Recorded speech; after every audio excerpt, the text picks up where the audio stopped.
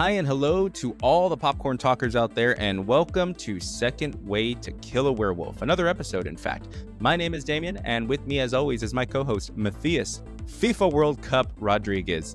Matthias, you may be wondering why I said that one with a little bit more confidence. Well, it's because, as you're aware, this is our second take doing this, because sometimes even in the future, nothing works. But that said, we worked out the kinks, we got it going again, and how you doing today? I'm doing fine. I'm doing very, very, very fine. But as you are well aware as well too, there was quite a dramatic loss yesterday in a FIFA World Cup match. Do you know which one I'm talking about, Damien? You said you weren't going to bring this up.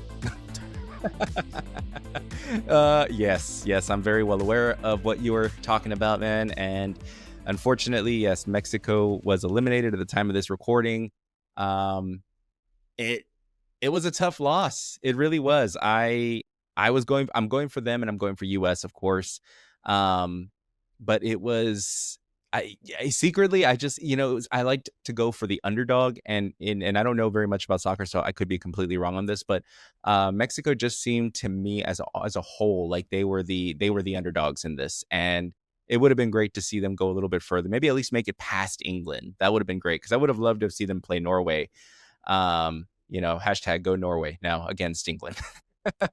Avenge us. I say that, in the US is playing actually today. So I'm hoping the US pulls out a victory as well. But yeah, it's I'm looking forward to it. It's still part of the process. I have learned to accept that. I'm not a novice when it comes to watching your team lose, unfortunately.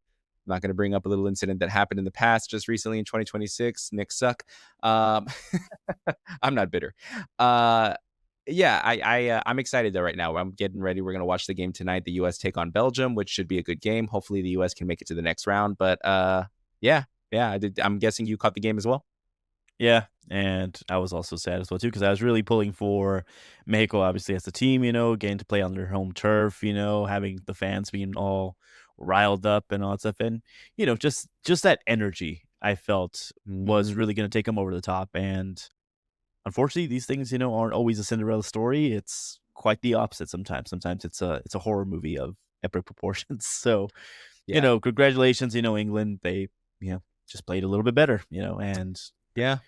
we'll see what happens to them against Norway, at a later date. So, we'll see. Yeah, that's going to be an interesting game. I'm interested. It's an interesting game, so I'm interested. Duh, right? But no, yeah, I am. I think it's gonna be a great rest of the series. Still looking forward to seeing some good soccer games ahead. But that said, if this is your first time joining us, no, we are not a podcast dedicated to sports, or for specifically soccer in this matter, because if we were, this would be the suckiest podcast ever, and we probably wouldn't even have that one listener that we have right now. 0 listeners. Okay, I'm sorry I lost you. I shouldn't have talked about the World Cup so long as I did. But no, seriously, if this is your first time joining us, let me tell you a little bit about what to expect from our little podcast here. We are a podcast that's dedicated to covering all things pop culture and movies, TV shows, and pretty much anything that's streaming that grabs our attention. Throughout the show, we'll bring up some topics, lend our voices to opinions, and hopefully that will lead to engaging with you all in the future on our social media platform on Instagram and TikTok at Second Way to Kill a Werewolf, and also YouTube, where we invite you to post any comments or questions that you may have about the show. Also, if you happen to be listening to this right now on Spotify or on YouTube, hit like and subscribe, give us a 5-star review, because you know what? We want to hear the voices of the Second Way listeners. Now, with all of that out of the way, Matthias, I have a question for you. What have you been watching lately? What have I been watching? Well, aside from World Cup matches, of course, I've also been placed in the mood as well of like kind of getting into Argentine like television shows and movies and stuff.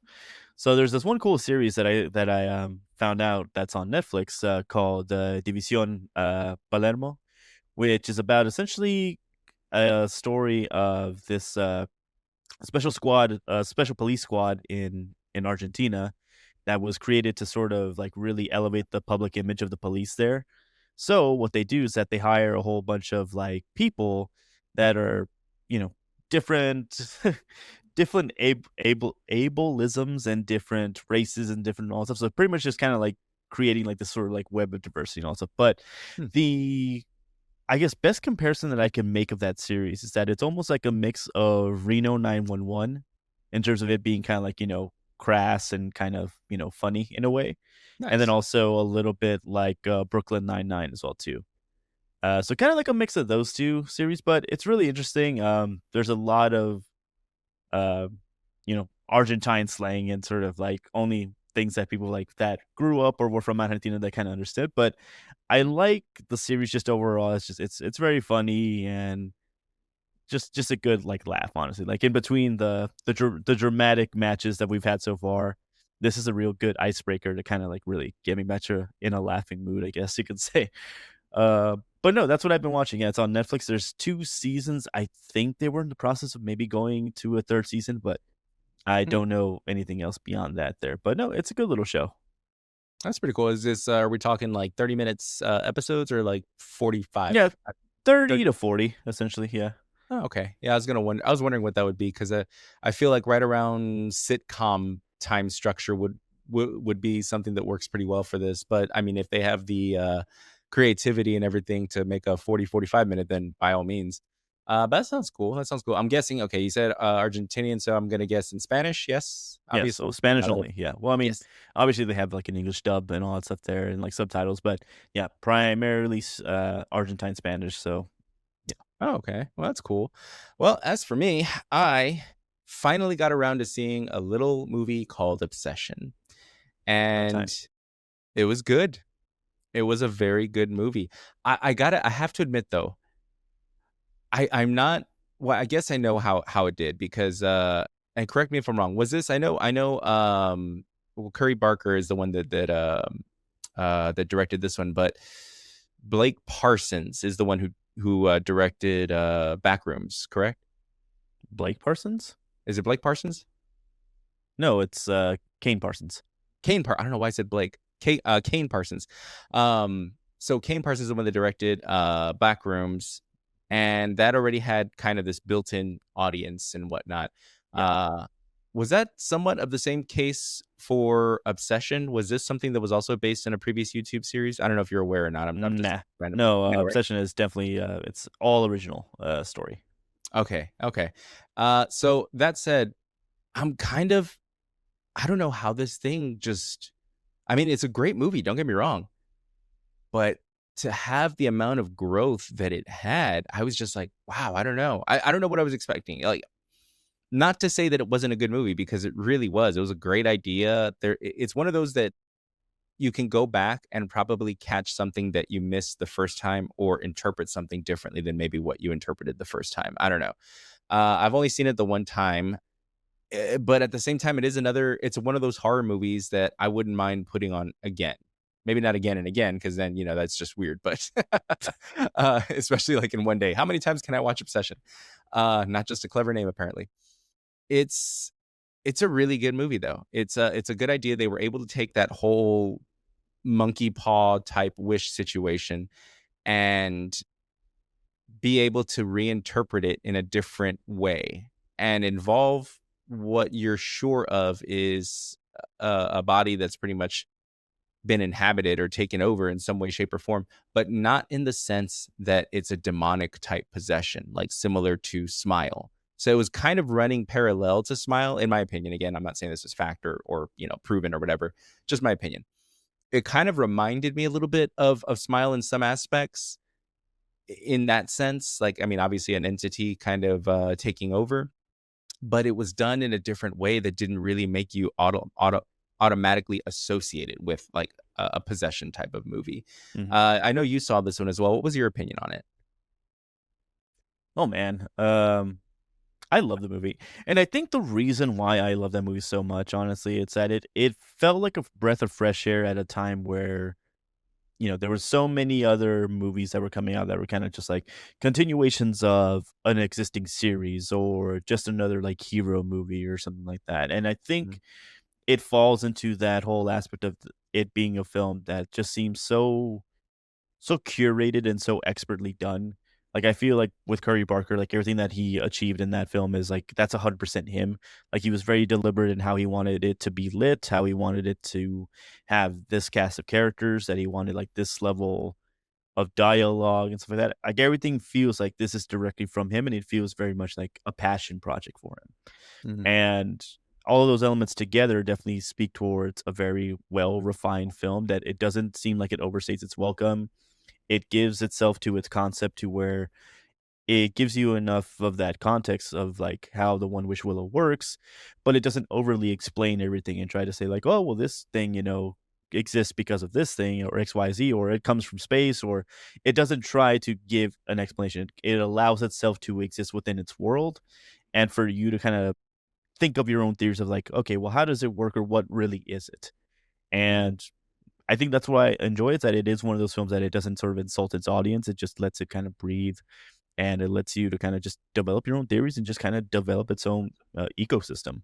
A lot of my friends, talk about this film in the same fashion of like it's one of those two where everybody has their own theory or has their own sort of idea, like the One Wish Willow, and like how it's a good thing, how it's a bad thing, and Mhm. that's what I like. If films are able to sort of invoke that type of dialogue and that sort of like thought process, I think you got something, right there that's 100% like clever. And yeah, I think it's part of that it was just a good, well-made film, and also word of mouth. People have were talking about this again and again and again, and it's well deserved. So for For me, sure. 100%. Like, yeah, it's a really great film. I enjoyed it. Definitely want to kind of watch it again here, especially now that I have like the access to like subtitles. Because sometimes it's a little hard to understand people like in the theater For sure. there. But yeah, I definitely want to give it another watch, and yeah, well done, Curry Barker. I'm curious to see what else he does. Yeah, yeah. From what I understand, and maybe this is just rumors and whatnot, his other movie that's he's going to be doing pretty soon, I think he said, I think it's called Anything But Ghosts, is supposed to take place within the world of Obsession. I don't know if that's a proven thing. That's just something I kind of came across. It's just Mhm, rumors and hearsay. Um, but if they do go that route, it's one of two things. Number one, I think it's pretty cool because you are probably thinking long term. And with the success that Obsession brought in, I think that that's a good move because you're expanding on this world. And right now, that's what's in right now for movies mhm, and uh, franchises and whatnot. Is you can have a franchise, but if it's all set within the same world of, or you can have spin-offs that are kind of still tied to the same world, but not a direct sequel, kind of keeps the audience interested to be able to take the foundation that was built in Obsession and just kind of go towards the other one. Not saying that the other one needed his next movie needed that type of launch pad, but I mean, I think it's a good idea. But on the other hand, is it though? Because, and I know I'm kind of playing both sides here, but because do you really want to go into this and solidify yourself and bury yourself in this type of a world development franchise, setup, or not franchise? Well, I mean, I guess I don't know if it's a spinoff, but still loosely tied into the events of that took place in your biggest hit. Are you kind of running the risk of fizzling out eventually and not being able to come up with a good idea later? And I don't mean this in a bad way, but and this isn't the same thing that happened to to Jordan Peele. His first movie, Get Out, was a hit, an amazing hit. So much so that he was automatically proclaimed as the next king of horror. I, for one, thought that that was a little bit too soon, a little bit too quick. But then I saw the movie Us, and I know that one, for whatever reason, didn't get a lot of good feedback. I like that one. I That's actually one of my favorite movies, if not my favorite one that he's done. Although Get Out was really, really good, and it was the originality of it that really took me in. But Us, I don't know what it was, something about it that just I enjoyed.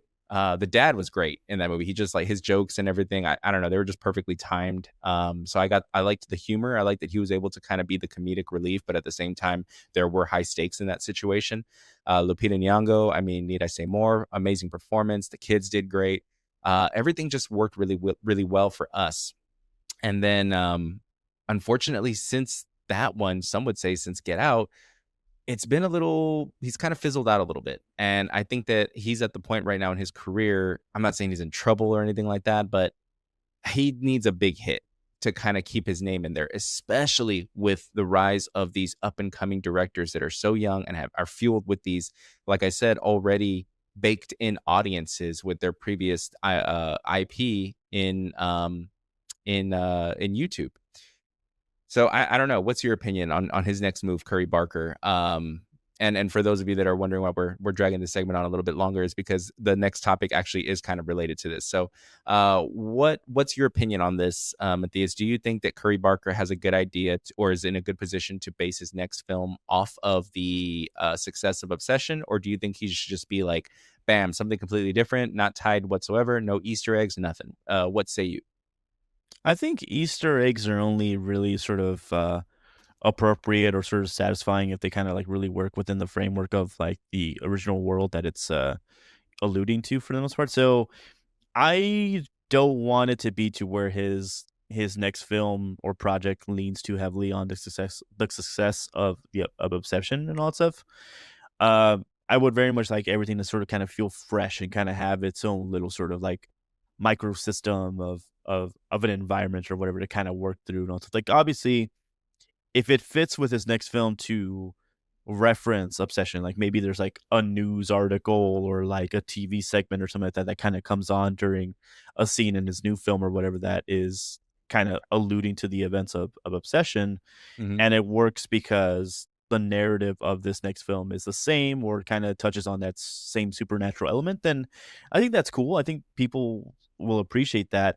I just don't put them in just for the sake of putting it in there just to kind of make it seem like it's an extended universe, because then you run into the whole issue of like, okay, you set the stage already of like people are going to expect this in your next films, to where it's like, oh, okay, this is interconnected with this film, or it's not going to be interconnected but this one, but because of this reason, it gets a little bit too confusing for people. um and that works in some cases, doesn't work in others. Like if they want to go with this in the same way of like thinking about a long-term franchise, then sure, go ahead and do that. But if you want every movie to sort of feel special and not be so tied to a previous project, then tone that down a little bit, temper it so that it's not an expectation that people are looking for in a film instead of just enjoying the film for what it is. Uh True. that's kind of how I feel about that. So uh, but no, I mean, I'm excited for the next one there. As long as he can make it nice and original, hopefully he can, catch lightning in the bottle again with this one. But he's already kind of set it up already. He has a new following, he has new fans. I think his next one will be a pretty good one to follow through. Yeah, I think you're 100% right on that. And I mean, considering what he was able to do with a $750,000 budget, imagine what he's going to be able to do now with, I don't even know what type of budget they would give him. I mean, I'm going to guess somewhere upwards in the tens of millions potentially, because 5 million. I mean, just saying, it's going to be, it really opened up the possibilities for this young director. Um, to see what his next big idea is going to be. So, kudos to him. So that's going to wrap up what we've been watching. And that is actually going to tie directly into our first topic here, though, because with the success that Curry Barker has been able to enjoy with his Obsession movie hitting, I think now like probably 400 million or so globally, on a modest budget of 750,000. And I say that in Hollywood terms. There's nothing modest about $750,000, Yeah. folks. But in terms of Hollywood, yeah, that's a very modest budget, actually. Um,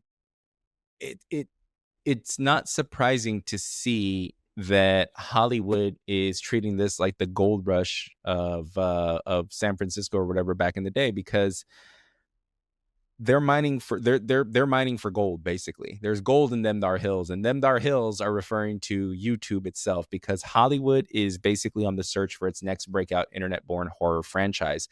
And the big player in this game that has come out, along with a couple of others, and was able to secure the to was able to win a bidding war on to basically make a film off of a very popular YouTube series called The Mandela Catalog, is none other than Amblin Entertainment Steven Spielberg, who some people might be wondering, Steven Spielberg horror, this seems a little like, I don't know, I thought he was more I don't know, family entertainment. What else? Extraterrestrial, not just a clever topic there. Literally, E.T. was the name of his big hit.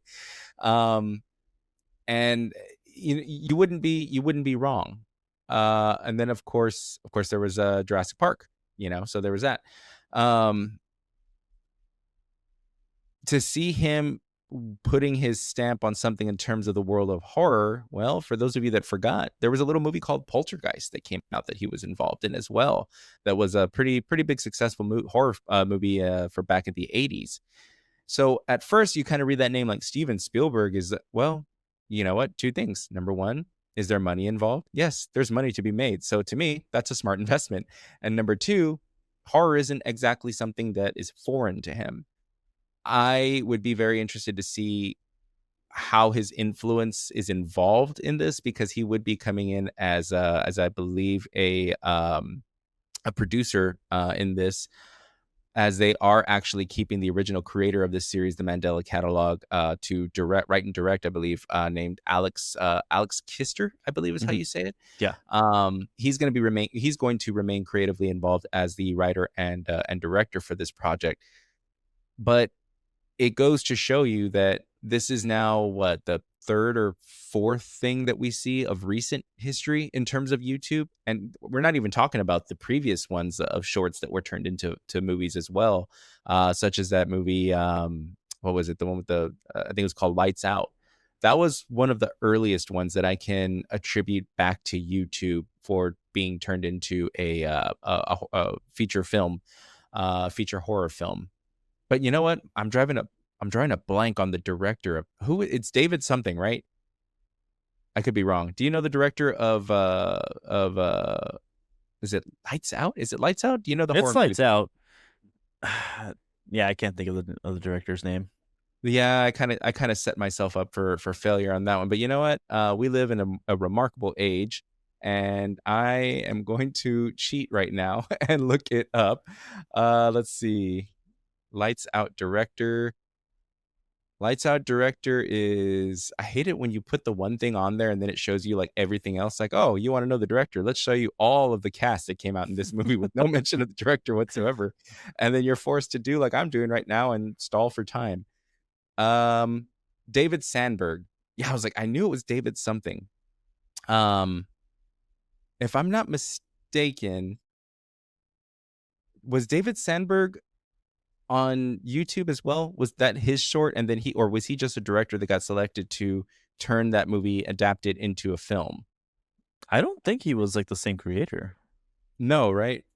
Okay, then let's see. Originally, you know what? Whatever. As far as David Sandberg, I think you're right. I think Lights Out was a short film that was adapted from someone else earlier on. If I'm wrong, I'm wrong. But if I'm right, then I'm right. But that was one of the earliest examples that I could think of in terms of YouTube, though, being a launch pad, well, maybe not a launch pad, but a place that you can look for your next hit, basically. You can go fishing there and eventually you're going to catch something pretty good. Now it's getting a little bit more propelled because there's more of a type of, almost, dare I say it, sure thing in a sense with some of these creators, because like I said before in the intro or in the beginning of this story, there's already a baked in audience with this. So you're not really taking a shot on something that, oh, this looks pretty good. Like in the case of perhaps Lights Out, where somebody saw it, it looked like it was like a 15-minute movie or something like that. But it got a lot of attention, and then it got turned into a film in 2016, which, 10 years ago. And here we are now, but technology has come so far in terms of being able to allow creators to come up with these amazing special effects, and they're able to do things now that they weren't able to do back in the day, and make quality films and be able to capture an audience. Because as I understand it, I think this Mandela catalog has like 100 million views or something along those lines. So I think it's safe to say, yeah, it's a successful little anthology series that has a pretty good audience attached to it, and will more than likely show up at the theaters to be able to support this. And if you keep reporting on stories like this, directors and turning out hits like Obsession and Backrooms and whatnot, that's just going to further increase new general audiences that maybe didn't know anything of this existed. And then they're like, you know what? I'm curious. I want to check this out. So yeah, it's safe to say why Steven Spielberg probably saw the writing on the wall and was like, you know what? I think this is a good idea. And along with other 11 bidders on this, he wasn't alone. So I don't know. Is this type of story, and we're going to talk a little bit more about the Mandela catalog as well. Is this type of story, do you think, Matthias, setting up YouTube to be the next, like, I don't know, gold rush basically of Hollywood? Like, we're going to be going there, mining, trying to find, and then look under every rock and all of that to find the next big thing. And also, if you do think it is, do you think that that will take away the significance of it, that will lessen the impact that we normally get from something like this when it's one every, I don't know, 1 out of 100 instead of, I don't know, 99 out of 100 type deal? Because then at that point, they're not all going to be hits. What do you Mhm. think? I think with this, it's just you're seeing this shift from looking into non-traditional spaces for content and for talent, I feel. So instead of like the usual route of like, going to film school, you make a small film, you put it at a festival, and you kind of get the response from that and then see how that builds. I think now because of just how so involved our lives are with social media, where a lot of people are on Facebook, a lot of people are on Instagram, a lot of people on TikTok, a lot of people on YouTube, and people that are actively, instead of looking at traditional media like, television shows or cable, even streaming to some degree, a lot of people are getting a lot of their entertainment from very short order segments or films or what have you in episodes through YouTube or through Instagram or through TikTok, really. So it's about Hollywood seeing that shift of people wanting smaller segments of entertainments and stuff like that. So it only makes sense to start looking for the creators of those, like, whether it's horror, whether it's like action, whether it's comedy or whatever, to look at those people who are creating these things and thinking, okay, if this person had access to the actual tools available in the Hollywood machine and given a budget, what they're used to, like let's say a couple $1,000 to then all of a sudden balloon to almost close to 1 million or what have you, what can they achieve for us? And I think that's what we're seeing now is that this is a mine for them now. It is something to where they're looking at it, they're looking at those views overall and seeing how that's going to translate into ticket sales and all that stuff. Mm-hmm. But it's a double-edged sword. As much as I definitely like this new movement of having, content creators and YouTubers get their time in the sun to create large scale projects or to create just new stories and all that stuff, but with the help of Hollywood, I'm like 100%. That's super cool. We should see more of that. But now I fear that what's gonna end up happening is that there's gonna be a lot of people that are probably gonna start flooding YouTube with their own projects and start thinking to themselves, "Okay, this is the time for me to make it big and do this." And, of course, that's cool, that's totally fine. If you wanna pour your heart and soul and to be like the next, uh, Curry Barker or be the next, Kane Parsons, you should be allowed to do that, but then I feel like you are losing that specialty of it, and you're losing that sort of novelty as you're kinda going into that, and I think there will be a point, probably not anytime soon, but maybe within half a decade to a decade, there's gonna be just a lot of, like, just maybe 20% gold and then 80% just crap on YouTube and stuff like that, because there's gonna be so many people that are gonna just try to make it big and try to sort of be the next big thing, and it's just gonna flood the market with that, and I think as much as we're seeing that the studios are getting involved and they're starting, they're bidding with all this stuff, you guys need to tone it down maybe just a little bit so that you're not having it be where, you know, where our environment of like watching stuff on YouTube or, Instagram or TikTok is just all of a sudden fully saturated with just stuff that just doesn't make any sense or just things that are just trying way too hard to be the next big horror thing or the next big sci-fi thing. So Mm-hmm. yeah, we'll see. But as far as the Mandela catalog here, I've actually never seen an episode, nor have I really even heard about it here. But apparently from, like, what I looked up and all stuff, like, this is still kinda in the same realm as, like, Backrooms and Local Mm-hmm. 58 in terms of it kinda coming in that same sort of framework and time as those two other horror pieces kind of came in as well too. So I think part of the allure of that is that yeah, it is very much in that same sort of wavelength as Backrooms, and we're kind of seeing how the success of that has kind of been achieved thus far too with its release. So, but did you find anything else beyond like what the Mandela catalog is, or like what it's essentially about? Yeah, so from what I saw in my research, it's basically okay. So, and I'll read it here. The story follows humanity's struggle against terrifying shape-shifting entities known as alternates, whose psychological manipulation and religious imagery have helped distinguish the series within the analog horror genre. So, it sounds interesting at the very least. I mean, I know that was kind of like a brief little explanation there as far as what it is, but even from that little bit there, I mean, I'm interested. I'm probably gonna go back in the same way that you've got producers and companies that are probably now going into YouTube and looking for things like this. Now I'm a little bit more motivated to do the same. So is that also going to increase again? Like now, as audience members, we're going to go into this and start. You know what? I want to find the next thing. Almost like like metalcore or heavy metal bands. Back in the day, you wanted to find that one band that nobody else knew about type of deal because that's what makes it unique and special. But then the moment they get big, they're a sellout. But Yeah. I don't think so. I mean, hey, man, make money. Get out there and try to do the best you can. Don't sell out. Buy in. I guess is a good way of putting it. But it kind of does motivate me to want to go out there and find the next thing. Or books. Same thing with people with avid readers who find that one novel that they really love, and then they find out it's going to get adapted to a screenplay and then or a movie, and then everybody can enjoy it. You kind of feel like, oh, but this was better when it was just small time. But then at the Hmm. same time, if you really are a fan of the work, you're also happy for the director because they're putting in a ton of work. Like the podcast that we do is has a lot of things that happen behind the scenes, a lot of editing, a lot of like special whatever, blah blah blah, and promoting and all this stuff. We're small time. I mean, we're a small time little show. Like maybe like 10 listeners or so. I don't know, maybe more. Hopefully, um, we're talking about people putting on productions and doing these full length films. They put a lot of blood, sweat, and tears and sacrifice a lot. This is a side thing for me. I love doing it. It's a hobby. I mean, if we were to make it big, that'd be amazing. Hey, great. Hit like and subscribe, folks. Make my dreams come true. Um, but if we don't, we don't. It is what it is. But I'm doing this because I love talking about movies, and it's just a fun thing that I've always wanted to do. So here we are.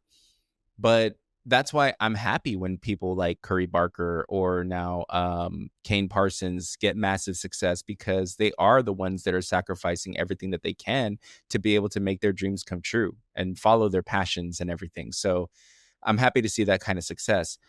But it also makes me wonder, and it kind of transition to or pivot a little bit, same category, but a slightly different take. Is now that we're basically, dare I say it, in the YouTube IP era for the most part, how does this affect how long before, and maybe this is speculation, I don't know. Maybe this is above my knowledge base. How long before Google wants to get involved in something like this? Because Google does own YouTube. So, how long before they're noticing, okay, wait, we want a piece of this as well? We're going to have new creators sign on the dotted line here. We own a portion of your work. Yeah. I could definitely see a world where Google comes in and they're like, nope, we want a little bit of this. I don't think that they would fully go into the movie business. I think that there's way too much involved in something like that. I mean, the one that would have had a great opportunity to do that would have been Netflix, obviously. So I don't think it would be that. But at the same time, if you can be like, oh yeah, sure, you can get this movie, but we own the rights to all of these properties because they were created and promoted on our platform. Or maybe they start charging a fee for promoting YouTube in some way if you're going to put your original works on there like that. I don't know. But I'll tell you what, I'm willing to bet they're trying to figure something out. And I wouldn't be surprised if by the end of this year, or maybe by next year, we get a story. One of the ones that we're going to be reporting on pretty soon is going to be like, well, this just in, Google is in the movie business now. Maybe not in the traditional sense, but partner behind the scenes type of deal. I don't know because why not? because everyone's trying to make their money, basically. Everyone's trying to get paid at the end of the day, realistically. So I don't know. I think best of luck to this new work that's going to be coming out. Alex Kister with the Mandela catalog. I will be definitely checking that out on YouTube to start kind of watching it, see what it's all about, so that I can just get that much more geared up for when the movie comes out and whatnot. Um, and I hope it all works out for him. But I guess time's gonna tell, as we often say on this show. But to transition out of that and go into another story, the next story that we're going to be talking about involves a man named Keanu Reeves who just, man, I don't know. It's like every time you think he's out, he comes back with something else. And then all of a sudden, he's just like a major player again. I guess the lesson learned would be like, don't ever think that Keanu Reeves is down and out, because eventually he's going to be casted for the right thing and then take off another launch pad for his career, or Keanu Reeves renaissance, as it were.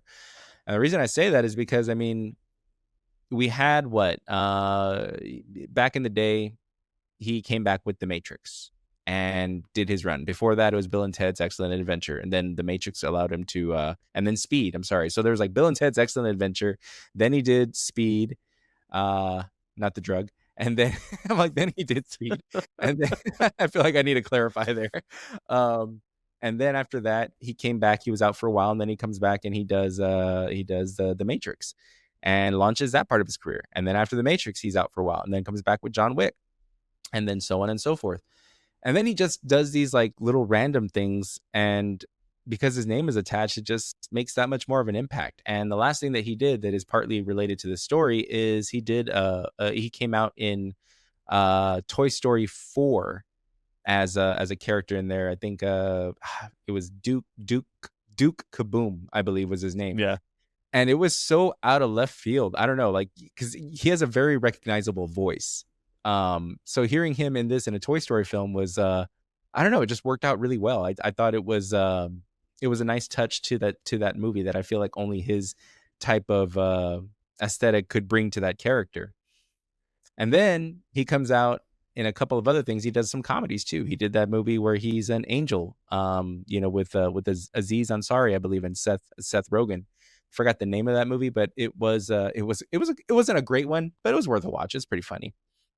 And then he does Sonic, and he's going to be doing Sonic 4 as well, coming up, playing the voice of Shadow.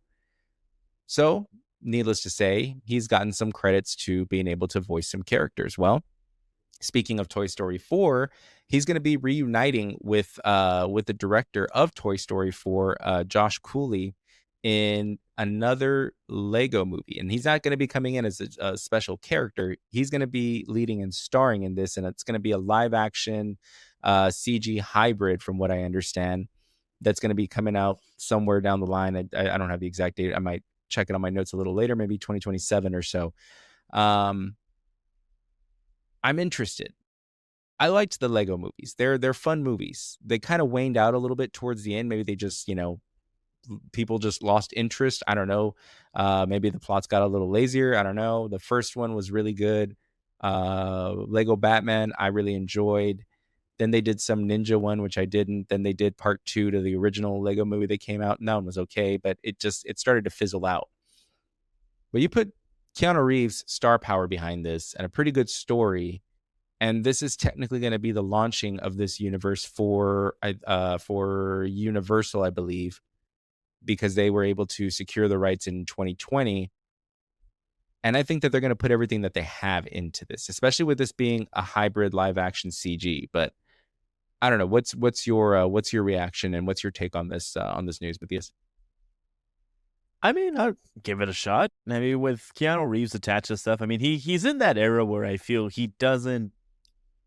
I'm not even saying he doesn't need the money, but I feel like he finds himself in projects and all stuff where he kind of feels like, okay, this will be fun to do. I don't think it's anything in the sense where he's like, oh, I want to be in this thing because I want to win an Oscar, or I want to, be a part of a franchise that's, gonna last forever. So I don't think that's his motivation now, like in his older age. I think he very much is just like, this sounds cool, and it's gonna, buy me a new car. Let's go ahead and do it. And I think that's not a bad motivation to do things. Agreed. Sometimes that's all that matters. It's like, hey, if this is gonna buy you your next boat or car, so be it. And with Yeah, it's the something only like reason I do the this, show.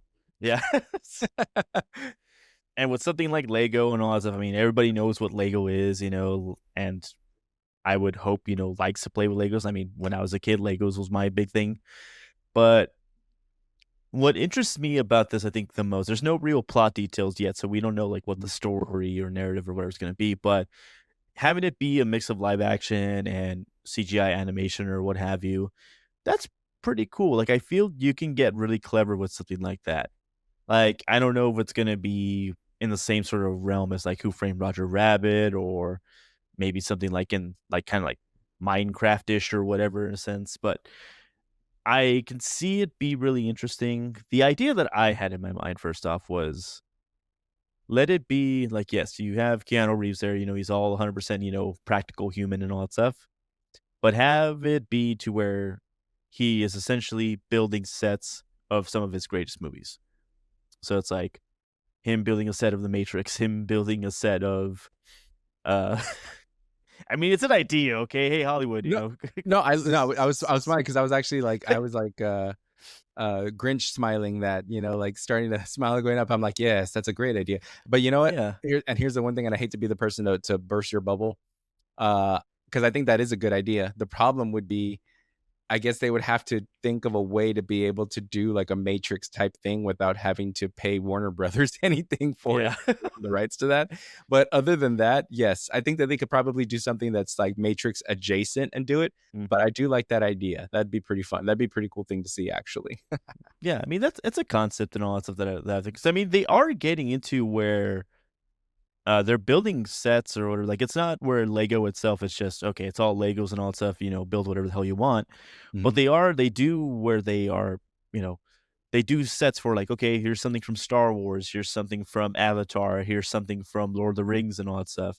Like, they branched out from when I was a kid to now to where it's like, man, they're attaching to every single, like, universe of stuff now, it's like you can get Yeah. yourself a Lego set of anything that you've ever watched, as a kid or now or whatever. It's like if you wanna buy yourself, $1,000 set or whatever, it's like you can now because they Yeah. just have that pull of, like, everybody kinda wants to have their own Lego set essentially. So, as far as, like, how that's gonna be applied into this, I mean, we don't know, but, I mean, I think there is something there in terms of, like, having his films or sort of, like, having an action film or whatever kinda where it is alluding to, like, roles that he's done in the past or whatever, whether that's Speed or Point Break or whatever.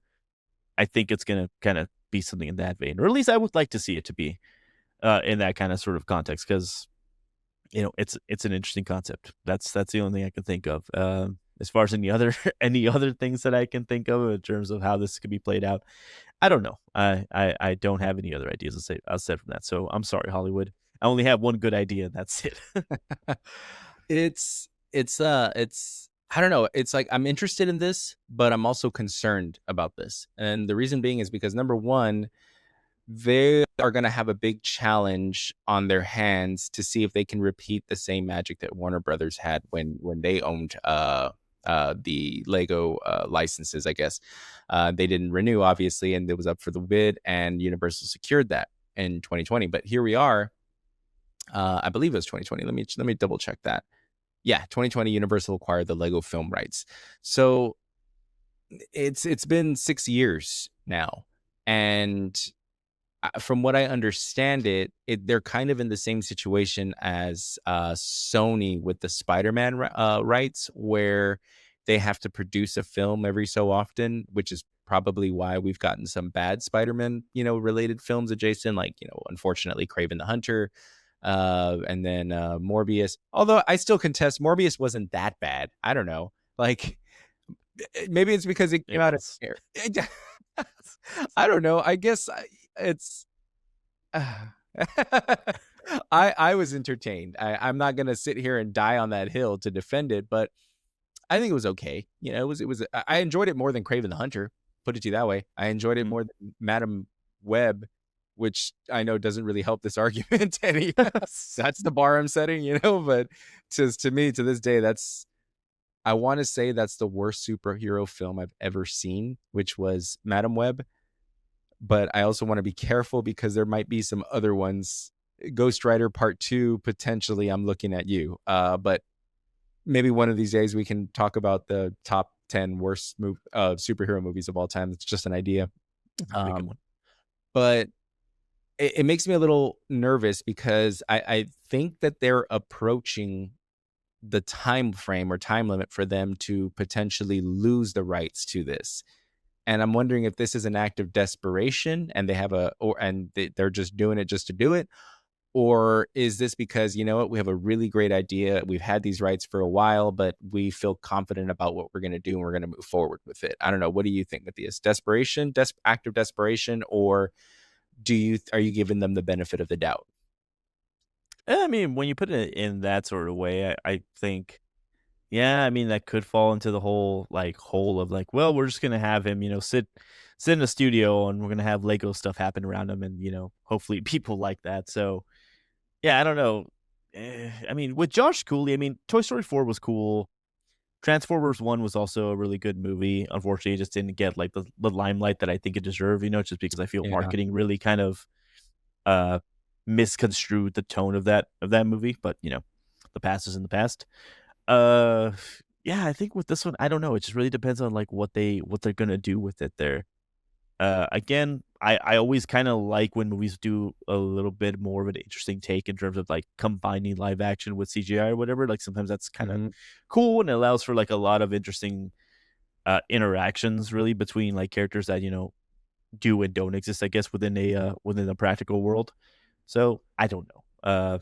We'll see whenever they drop a trailer or whatever, or if they want to give us like more context as to like what this movie actually is about, then we can make a decision based on that information. But we don't have that just yet. Yeah, I guess I guess time's gonna tell with that one, honestly. I have high hopes for it. I enjoy those movies. The first one was really good. The Lego movie. It just had a great story. It's just very well executed at the end of the day. But we'll see if Universal can pull out another win for themselves.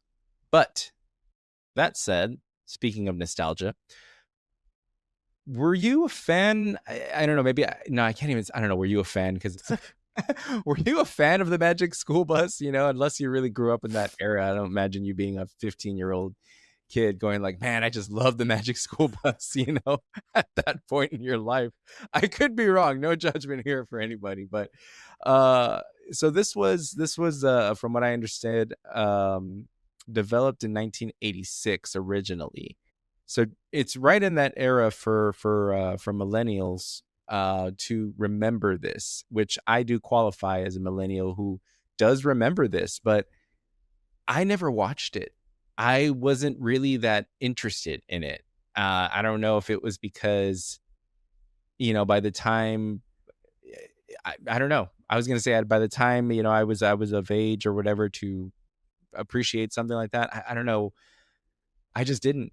Bottom line, it didn't appeal to me. And I'm kind of surprised that they're going to be doing this franchise and turning it into bringing it to the big screen with Elizabeth Banks set to play the teacher Miss Frizzle in a live action adaptation. So it's not going to be a CGI, which I don't really know if there's a good or bad idea for this or approach.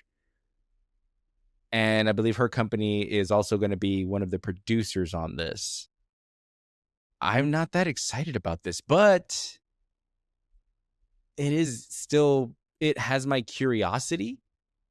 And the reason I say is because we kind of get a couple of different versions with Elizabeth, with an actress like Elizabeth Banks. You get the appearance in a movie like Slither. You get her portrayal of Rita Repulsa in the Power Rangers movie, which I contest they were onto something there. They were actually onto something there in that Power Rangers film. The way she played Rita Repulsa was like I don't know. It was good. It started off good and then it just kind of fell off. But overall, I thought that she was able to really portray her in a way that like paid homage to the original, but also was her own thing. And kind of almost borderline made it a little bit more young adult themed in a way versus the original audience for that, which is like myself when I was like, I don't know, 8, 9, or 10 years old or whatever. So you bring her in and you have that element, so she's familiar with working like on things like that. But then she's also done some raunchy comedies. She did that movie with Seth Rogen. I think it was Zach and Mary Make a Porn, I think. And Yeah. that movie was definitely raunchy, and it was it, she has range because she can go into something like that, and there's just she's hilarious and she's like really fun. She has this like unique presence, I don't know about her, that just like helps her with these line deliveries and these situations that she finds herself in that film that are really funny. And then you have her as her directorial debut, and I believe it was her debut, doing a movie like Cocaine Bear. So to see her associated with the Magic School Bus makes me wonder, is this going to be family friendly type of property, or is this going to be like the Magic School Bus but not like this Magic School Bus that you remember? Like maybe a Mm. little bit more of a comedy that's a little more adult theme, or adult what do you call it, young adult themed. Like maybe not like uh I don't know, like a super bad type of film, but I don't know what something a little below that would be. But that's what this would be, what category this would fall in. Because I feel like something like the Magic School Bus, you're either all in on the family friendly film, or you have to go, I don't know, maybe you kind of need to do this appeal to older millennials. We're going to show you something that you remember as a kid, but it's not going to be the one that you remember. It's not going to be like horribly bad or anything, but it's just they're probably going to be like cursing or something. Or I mean, I say cursing like that, it's an adult thing to curse. I mean, like there's going to be more, I don't know, situations, I guess, because at the end of the day, they were taking this bus to miniature size and like flying up people's like noses and whatnot, and exploring, I think, the body and the heart and all that stuff. I feel like there's a lot of jokes that could happen with that if you go that route. I don't know, that's just me. I think that's what I was trying to like gear at. And if it was announced that they were going to do something like that, and they do it right, and it's actually funny, because nothing's worse than a movie that tries to be funny that isn't funny, the jokes just don't land. I've made jokes that don't land, believe me, folks. It's not a good feeling. So if they were to do something like that, it might have a little bit more of my attention. If they go family friendly with it, then you know what? It's a movie that I'll probably take my niece and nephew to, or something, to check out. Maybe see if they can appreciate it. I don't know. What's your opinion on this news, Matthias? Yeah, I don't know. I feel like Hollywood's running out of ideas, man. Also And that. I feel like this is happening. So one of the things that made the Magical School Bus, I think, really impactful and also is that it was an edutainment kind of TV Yes. series. It was supposed to. It's not wasn't just supposed to be straight out like, okay, here's something for kids to watch, on Saturday morning, and just be bombarded by explosions and action and all that stuff. Nothing like in the level of like Dragon Ball Z or something like that. It's like no, it's like this was supposed to teach kids about the world that they're living in. It's supposed to teach them anatomy or nature or space and stuff like that. And I feel that if they're going to do a live action of this and they don't include any of those educational elements, then they totally just miss the point of this. Hmm. That being said, if they're not playing this as like a straight sort of like beat by beat kind of like adaptation of this and all stuff, and just kind of making it like kind of like this crazy comedy, not in the realm of like super bad, but maybe something in between, as you kind of said, like almost like an SNL skit version of it or whatever. Yeah, Then that's what I maybe, think. then just maybe, I can see that working. And the reason I was laughing, I was laughing because I was thinking of situations to where, like, they'll go inside like somebody's body or whatever, and like the bus itself like starts expanding or something like that, like just and it's like, "Oh, no," it's like this guy is gonna, like, turn into a bus or whatever, it's gonna have, like, a bus-shaped, like, arm or something like that Okay. that's just stuck there. I don't know, just my mind was going to, like, just random things, but, yeah, with this, I don't know, it's just I don't know, first off, why. I don't think anybody really is looking for this. I mean, they've already tried the whole reboot/sequel series for Netflix, that had Kate McKinnon in it, which from what I heard, I think it was okay, but it didn't really move the needle in terms of like people saying, "Yeah, that's what we've been wanting, more Magic School Bus." Mm. uh, yeah, I don't know where you go with this really. You do have Rob Letterman attached to it, which he did Shark Tale and like the recent like Goosebumps live action films and Detective Pikachu. So not a bad person to kind of adapt this, I feel. So I don't know. This is one of those things where I don't think it's really going to go anywhere. But if it goes into the territory of like this film is so bad it's good, which I kind of feeling like, even though I haven't seen a single damn thing of this, obviously, Hmm. I feel it's going to lean into that that niche of being that type of thing. And if it does, that's cool. I'll buy that. But yeah, I don't know. It's not for me. I wasn't a big fan of Magic School Bus. They put it on whenever I was in school. Sometimes to teachers about stuff, but I wasn't like, wow, this is my favorite thing. I really wish they make a live action of this when I'm older.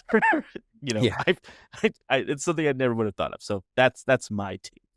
Yeah, I was thinking the same thing. I was like, you know what? I was just sitting the other day, just thinking to myself, what would be amazing to see now? The Magic School Bus. Let's just bring that back. Uh, I mean, to answer to maybe more so use your topic or your bringing up the Kate McKinnon. I didn't even know that existed. So there you go. I Uh, didn't even know that was something that actually happened. Uh, so I guess maybe that kind of, I don't know, use that as a general audience type of deal. I mean, here I am actually reporting on stuff like this. Never heard of anything. I didn't even know Kate McKinnon was involved in anything uh related to the Magic School Bus, but you know, I guess it happened and it's faded away. And if that ends up happening with this movie, then that's unfortunate because but also it wouldn't surprise me. I don't know. Because the other thing that recently was based on nostalgia that flopped horribly bad was He-Man. And yeah, it kind of makes you wonder, like, how do we, how does Hollywood adapt things that they're pulling from millennials' nostalgia? Because they have to be careful because it's not a guaranteed hit. Transformers was a huge hit back in the day when it first came out. And I actually recently been rewatching those movies. I saw part one and part two, and they were done so well. They were really, really good films. Just all in all, I don't know if you can pull from nostalgia as often as they're doing. And seeing something like this with the Magic School Bus now, if it fails, then maybe that's going to be one of those markers. Like, okay, I don't know what property we seize next or what we're going to do next, but let's figure it out. I guess I don't really know because I'm kind of the mindset. Let's leave the nostalgia in the past for a little bit. Let's not do Thundercats because He-Man did not do very well. I don't think Thundercats would do very well. And I say that because that's the only other one that I could think of that they haven't done yet. But at the same time, there's been a lot of people. I say that. It's like I talk to like a network of people that are just like, hey, where's Thundercats? But that's my general consensus because I feel like that's the one IP from the past that does have a pretty big following, cult following even, that hasn't been adapted yet. So I don't know. Maybe they're waiting to see how Magic School Bus does. And then they're going to be like, all right, yep, Magic School Bus succeeded. Let's go ahead and do Thundercats now. I don't know. I honestly, guess. I would watch a Thundercats one if they try to do that, but kind of keep it in that sort of like '80s hair metal kind of tone and stuff like that. I I think I'd be down for that. That'd be interesting. It'd be interesting. But I don't know. After seeing the turnout of He Man, that's a cautionary tale because, Yeah, wow, it's just I haven't seen the movie yet.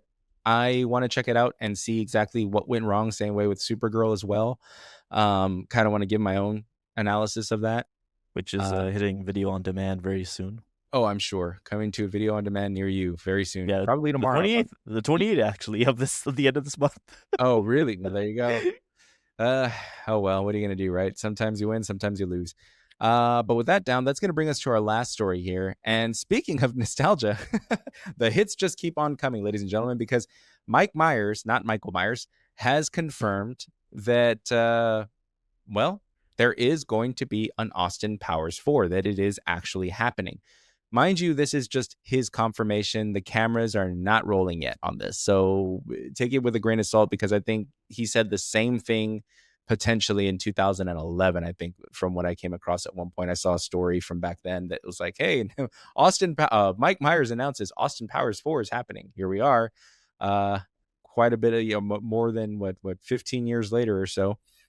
And we're getting the same news. That said, he did just recently come out as Dr. Evil in a Verizon Wireless commercial that was pretty good, and kind of reminded audiences, and my opinion is kind of testing the waters to see, is there still an appeal for this? Does the public still think this is funny? And you're kind of in between a rock and a hard place in a way, because there aren't very many comedies that are coming out right now.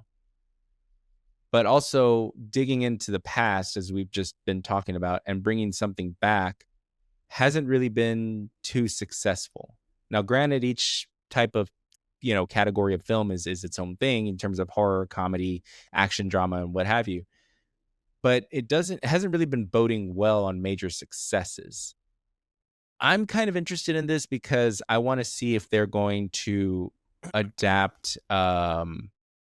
I want to see if they're going to be able to adapt a new story for this generation, but also still kind of pay homage to the original. But I don't know. I guess time is going to tell. What's your opinion on this? With this, do you think that Mike Myers moving forward with an Austin Powers 4 is a good thing, or do you feel like, I don't think we needed it, because the last one that came out was in 2002? What say? Oof. Yeah, so I remember like a long time ago, Jay Roach, who is the franchise director of Austin Powers, it was Mhm. like back in 2020 that there was like plans on getting a fourth film started. But what he really wanted is that he wanted Mike Myers to be involved with a good reason and the story behind it. And even Mike Myers himself said that if they were ever to revisit that franchise, like they wanted it to be more of a focus on like Doctor Evil's character and kind of going Mhm. into like his backstory and kind of a little bit more of, just make it more about that character than the, Austin Powers character here. I remember seeing the new Verizon ad, and I was like, you know what, this is cool. It's funny. I like seeing all these characters back. So you had Seth Green come back as Scott Evil. You had Mindy Sterling as Frau Farbenisa as well too Hmm. in the commercial too. And I was like, this could work. Like obviously it's a commercial. It's a couple minutes long, and I was like, I dig this. Like if they wanted to turn this into a full length feature, I think I would be there for it. But I think my whole thing with this, and it kind of leads into how Scary Movie 6 has done, and also how the Naked Gun reboot has done, to where I think there is a place for that type of comedy or that kind of is harkening back to, stuff from like the 90s and the early 2000s and stuff like that. Mhm. But I don't see it being something to where it's gonna catch that same acclaim as like Happy Gilmore 2 did. Because I feel like Happy Gilmore 2 is like the the unicorn of this whole situation in terms of like having a franchise come back with a new story, but with the relatively same cast of characters. Does it still hold resonance with the general public? And I think Happy Gilmore 2 is like the best example of that in terms of it being commercially and also critically acclaimed. I will not acclaimed, but at least loved and enjoyed. Whereas something like the Naked Gun reboot and Scary Movie 6 is kind of very much on the low end to where it's meh at best. As far as like how this goes, I don't know really. Mhm. Because Austin Powers very much the comedy that was present in those films is, unfortunately outdated really by a good bit. As far as how do they adapt that to a newer audience, to a whole new world, that's for a team of, great comedy writers and a director to decide how they want to do that. Would I want to see it? Yeah. I would like to for them to just take a crack at it and just see if it has any legs of any kind. But, that's all going to be really dependent on how they approach this. And then, of course, if it even happens, Mike Myers says yes, of course, but that yes could be a year, 3 years. Who knows, like how far out we are from an actual movie, It's and if they true. even want to go that way. So yeah, I don't know. The commercial was cool. You know, I saw it during one of the World Cup matches, and I was like, "That's cool." Uh, that's all really I have. I don't know, like what where else to really go with this in terms of like, well, it's a movie that's gonna happen. So hopefully or hopefully not. Yeah, I think you're right on that. It kind of makes me think of it and approach it from another way though, because you named a few movies there. You said Happy Gilmore 2, which made me think of Grown Ups Part 3, which also made me think of the story of 21 or 24 Jump Street that's going to be coming out, which also made me think of Scary Movie 6 and The Naked Gun. Those are five comedy films that are digging back to the past because I'll be honest, and we've said this before, I don't think this generation has decided what they think is funny yet. I collectively, there hasn't really been an era, a new comedy era that has been defined as okay, this is the humor of this generation, of this era. Yeah. I don't know. That said, horror is a different story. There has been a voice for horror, which I'm very happy about. Like seeing like we're like the story that we just discussed without going back too much into like obsession and backrooms and whatnot. But comedy is kind of left out to dry right now. I don't know why that is. I'm curious to see because there hasn't really been a solid funny movie that has just come out that just made me like fall on the ground laughing. You know, the last time I laughed a lot at a movie was actually oh god, I just realized that movie with Jennifer Lawrence that I can never freaking remember the name. Uh Hard feelings. yes. God, my wife is gonna laugh or be so upset at me when she reads this because she's like, why do you never remember that movie? You always anyways. Uh yeah, that was like the last funny movie that I saw that I don't know. It was surprising because, like I said, it was Jennifer Lawrence in a comedic role, but it worked. Like she was pretty funny, and it was just funny situations, and that's it. I can't really recall. I mean, yeah, Scary Movie 6, I guess, but again, that like, I haven't seen it yet, and again, you're going back to the past. But there hasn't really been a definitive movement going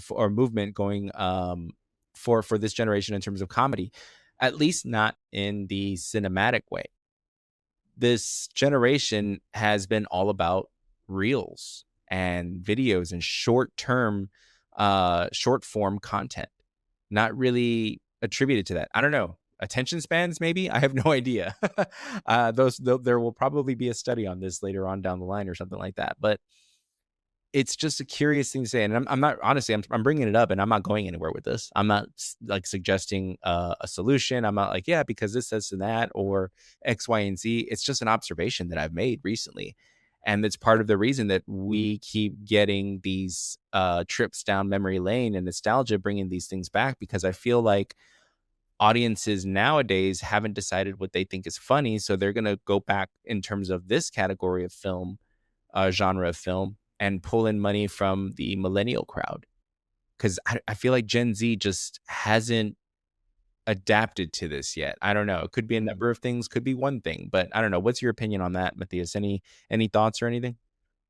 No, I think you're touching on something there where I feel because of just everything of that whole sense of immediacy that you get from like looking at a reel or like a meme or whatever. I think that has kind of maybe changed up how we kind of see comedy now to where we don't have well, I want to say myself because I really don't really put myself in the group of like, this new generation, but that whole sense of like the buildup of a joke and the framing of a joke to where it takes a little bit of, structure and a little bit of timing and all that stuff there.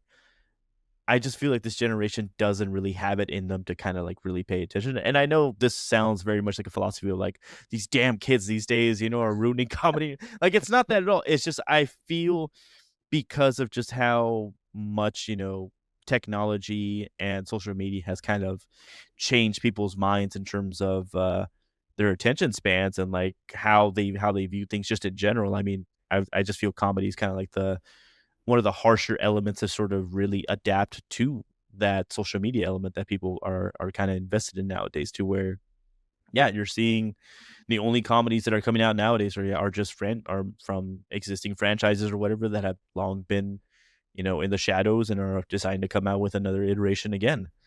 Mm, I can't think of anything that's an original comedy nowadays where, A, it exists, or B, that it's has been marked as successful, or like, hey, there's this comedy that just came out, you need to watch it right now. I haven't heard a sentence like that come out from anybody at all. yeah. You hear it with horror, as you said, but you don't hear it with comedy. So I don't know. I think, yeah, I think we're in that weird spot now, to where comedy isn't. It's not a monolith, really. It's a weird abstract concept nowadays, and I don't know when it's gonna get figured out. I don't think it's anytime soon. I think it's something maybe down the line. I hope so, or whatever. But yeah, right now it's just, I can't even tell you like what anybody nowadays really thinks is funny. So yeah, Yeah. I think you got something there. I think we're just dinosaurs, Damien. Yeah. There's also the approach. People are I don't even know. Yeah, I don't know. I guess time's gonna tell when it comes down to that, because I don't know. Maybe it's, and maybe I'm overlooking things. Maybe there are things that are out that I've just overlooked because they don't appeal to me and I don't find them funny. It could be that, maybe I'm not opening myself up to newer experiences in terms of what's out there. And I'm not saying that they don't exist, but maybe what I'm referring to is general audiences in terms of comedy, not niche movies that come out that, a small segment of people find, very hilarious or entertaining, because I'm sure those exist for sure. So when I mention it, I'm more so talking about on a general audiences type of appeal, like we Mhm. just talked about with Austin Powers, with Super Bad, with Mike Judge films, things like that. I guess, I don't know, when it hits, it'll hit, and if it does, and everybody else thinks it's hilarious and I don't, then I think you are right. Maybe at that point we are those dinosaurs that don't get it anymore.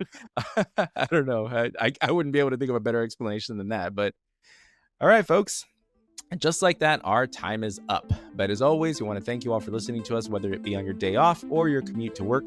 We appreciate you taking the time to hit download or push play on your device. We also want to remind you, if you're not already, follow us on Instagram and TikTok and YouTube at Second Way to Kill a Werewolf, where we encourage you to share your thoughts and opinions on the many, many posts that we put up. Also, if you enjoyed the show, be sure to hit like and subscribe right now. Seriously, just do it. Drop what you're doing. Well, no, don't drop what you're doing if you're watching this. Like, keep watching, but also do two things at once and just hit like and subscribe. But seriously, it really does help us out more than you could ever know if you do that, as well as sharing this show with a friend. So that plea out of the way, I'm Damien. And I'm Matthias. And we'll see you next time. Bye, everybody.